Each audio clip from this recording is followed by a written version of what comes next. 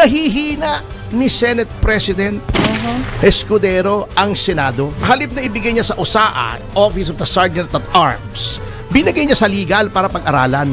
Sa pag-invoke ng executive privilege na sang-ayon sa mga naging desisyon ng Korte Suprema, ay minabuti ko na ito i-refer sa legal ng Senado. Bakit? Mali. Bakit ganon? Bakit nga? Attorney, ano sa palagay mo? Unang-una, abogado si Senate President Escudero. Okay. Wag mo sabihin, hindi niya alam yung NERI. Okay. Okay. May problema ako sa ginawa ni Senate President Escudero. Unang-una, dapat yan automatic pag sinabpina ka ng committee, padala mo doon sa taong sinasabpina. Okay. Okay. Ano ba yung gusto niyang gawin ng legal counsel ng Senate? Magbigay ng opinion as to whether or not the subpoena should be issued? Pag yun ang kanyang purpose, or hihingi ba siya ng opinion dun sa legal counsel ng Senado? Kung ipapa-second guess mo kung legal o hindi yung ginawa ng senador sa abogado na empleyado ng Senado. Yun ba ang gustong mangyari ni Senate President?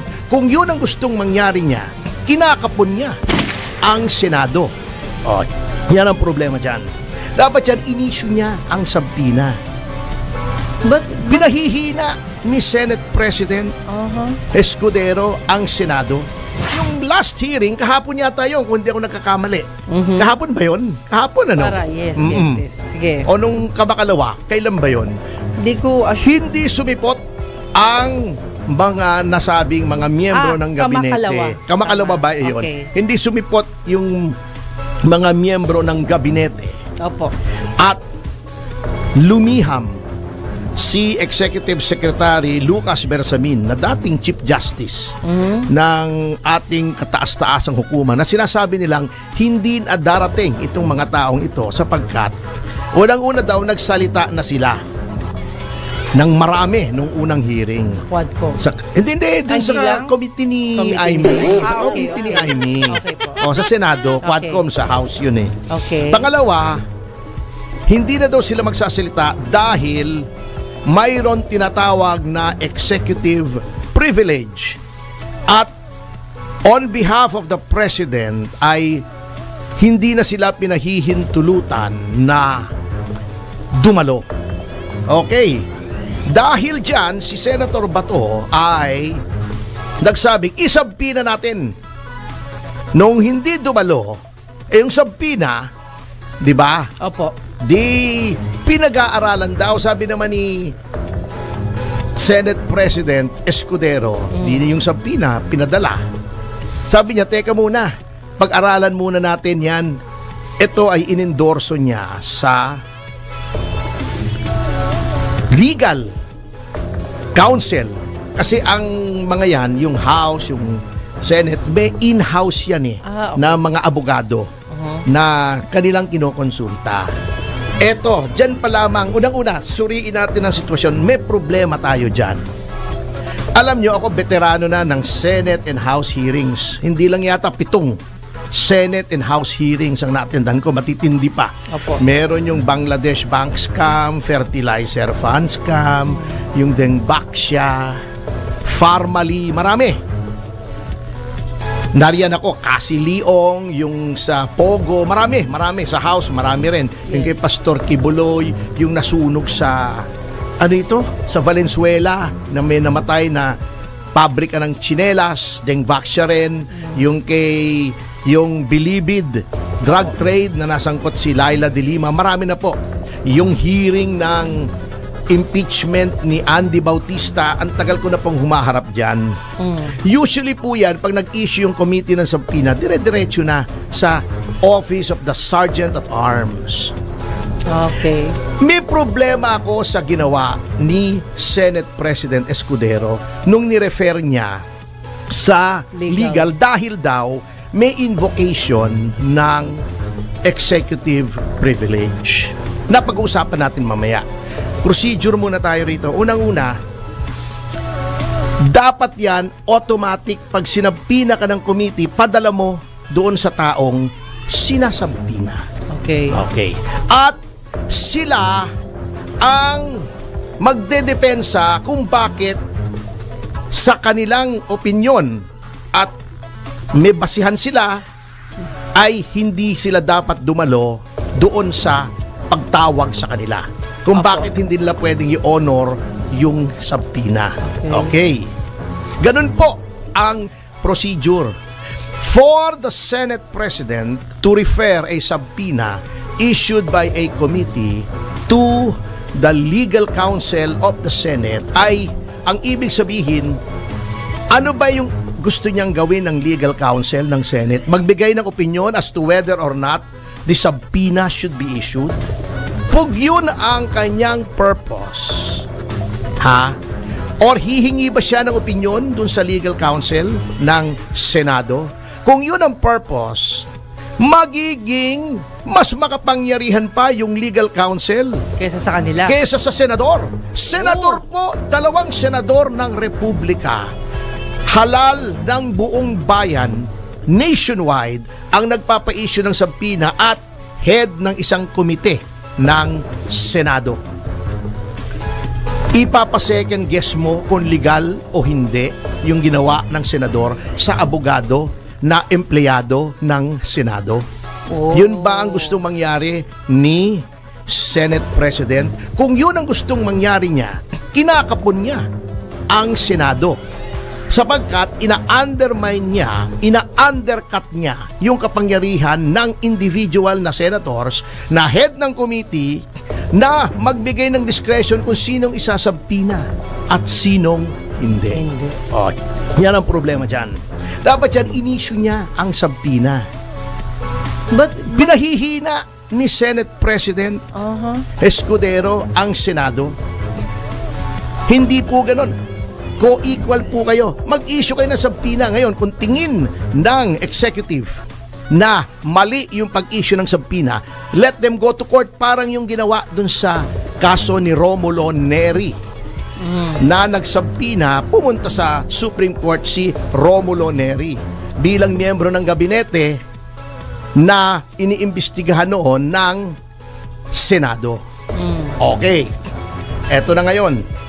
Kumana ang Malacanang. Nagpatawa na naman yung kanilang tagapagsalita. Na medyo, may lumabas na meme na parody na si Juliana. Anong pangalan ng full name? Juliana Pariscoba ba yun? Yung komedyante, ginagaya niya si Castro, kuwang-kuha Medyo magkahawig pa nga yata sila. May lumabas na panood ko kanina, Sinabi ng PCO, bakit daw igigiit ng Senado na ipatawag yung mga miyembro ng gabinete at ibang mga opisyal ng pulis, ng mga ibang department, yung mga intelligence department ng gobyerno, ay kinatigan na daw po, sinabi na daw ng Korte Suprema na mayroong executive privilege. Oo. Mga tao sa PCO, let me remind you, mga abogado naman kayo dyan, di ba? May abogado naman kayo. Si Castro naman, abogado. It is not as simple as that. Basahin nyo po 2 kaso, yung Senate versus Ermita at yung Neri versus Blue Ribbon. Yung dalawa lang yun, mahaba po yun. Bigyan nyo ng time kasi napakahaba po yun. Basahin nyo pati yung resolution doon sa motion for reconsideration para maunawaan nyo. Ako binasa ko kasi 2 araw ko nang binabasa. Pero yun ho ba yung tumbok ni Senate President Cheese, yung tungkol na sa sinasabi niya, o may iba pang dahilan? Hindi, sinasabi niya kasi sumulat na daw yung Executive Secretary. So sa halip na ibigay niya sa OSAA, Office of the Sergeant at Arms, binigay niya sa legal para pag-aralan. Bakit? Mali. Bakit ganon? Bakit nga? Attorney, ano sa palagay mo? Unang-una, abogado si Senate President Escudero. Okay. Wag mo sabihin, hindi niya alam yung Neri. Okay. Yung sinasabi ng Malacanang na yung executive privilege ay kinatigan na ng Supreme Court. Hindi po nanggaling sa Supreme Court yung konsepto ng executive privilege. Nanggaling po yun, yung executive privilege ay matagal na pong principle of law, of constitutional law in a presidential or even in a parliamentary system of government. Talagang may prerogative ang executive na gawing confidential yung mga bagay na talagang kailangang ilihim sapagkat baka mapahiya o makompromiso ang gobyerno. Tama po yun, executive privilege. Ngunit, hindi porket may executive privilege, basta sinabi ng Pangulo o the executive secretary, kasi ang dapat mag-invoke nitong executive privilege ay Pangulo lamang or upon authority of the President. Okay. So hindi kahit sino. Hindi pwede nandun ka sa Senado na. Tinanong sa'yo, sasabihin mo, executive privilege. Hindi po pwede yun. Only the President may invoke executive privilege or a duly authorized representative of the President, usually the executive secretarian. Yan ang nangyari doon sa NERI, kung saan in-invoke the then executive secretary Ermita, General Ermita, si General Ermita, Opo. ang executive privilege. Ngayon, in ruling, doon po sa NERI, sinabi ng Korte Suprema na tama ang pag-invoke ng executive secretary ng executive privilege. Tama Ngunit, hindi lahat nagpag-invoke ng executive privilege ay dapat automatic. It's not a magic incantation, ha? Hindi yan magic charm na basta winagayway mo, hey, executive privilege. Hindi na pwedeng tawagin yung tao at hindi na dapat magpakita sa Senado. Limitado po. Bakit limitado ang executive privilege? Bakit po? Kasi sa any constitutional government, there is a so-called balancing of interest. Marami yan eh. The Constitution is basically, number one, ang function ng Constitution is to define the powers of government. Ano bang pwedeng gawin ng executive? Ano bang pwedeng gawin ng legislature? Anong pwedeng gawin ng judiciary? Okay. Aside from that, yan ang bulk, malaking parte ng Constitution ay powers and functions of government. May isang maliit na bahagi doon. Ayan na, binigay na. Ito ang kapangyarihan ng bawat sangay ng gobyerno. 3 sangayan.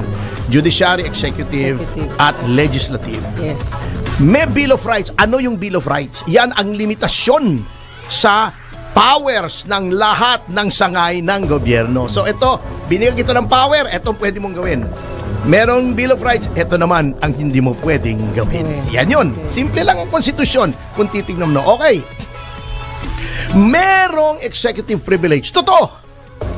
Ngunit, dapat din nating malaman na sa grant ng powers sa legislature ay may power to conduct legislative inquiries in aid of legislation. Okay. Meron din yan. Meron ding the right of the people to be informed on matters of public concern. Okay. May right to information din. Opo. Right to public accountability. Yan. Marami pong provision dyan na yan ay kumbaga nagtatalo-talo yan. Tug of war.